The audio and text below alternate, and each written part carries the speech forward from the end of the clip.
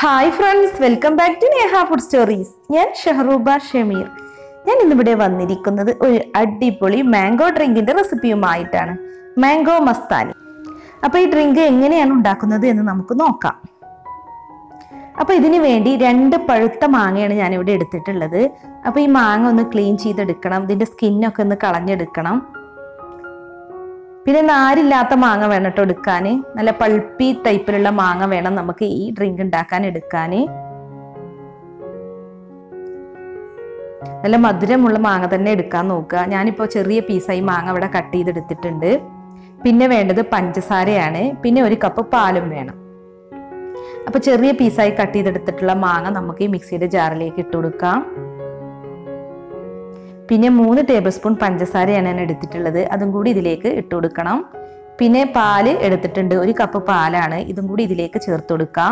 നന്നായി തണുപ്പിച്ചെടുത്ത പാല് വേണം കേട്ടോ എടുക്കാൻ. ഇനി വേണ്ടത് 4 സ്കൂപ്പ് വാനില ഐസ്ക്രീമാണ്. അപ്പൊ ഈ വാനില ഐസ്ക്രീം നമുക്ക് ഇതിലേക്ക് ഇട്ട് കൊടുക്കാം.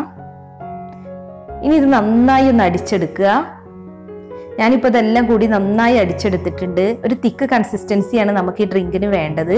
അപ്പൊ ഇനി ഇത് സെർവിങ് ഗ്ലാസ്സിലേക്ക് ഒഴിച്ചു കൊടുക്കാം. ഒരു 1/4 ഭാഗം ഒഴിച്ചു കൊടുത്താൽ മതി.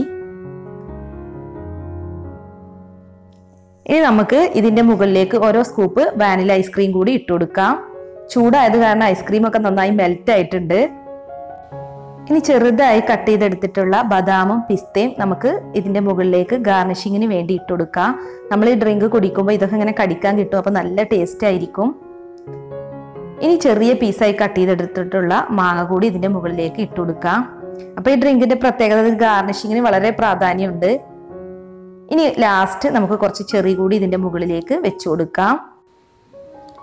ഇപ്പൊ നമ്മുടെ ഡ്രിങ്ക് ഇവിടെ റെഡി ആയിട്ടുണ്ട്.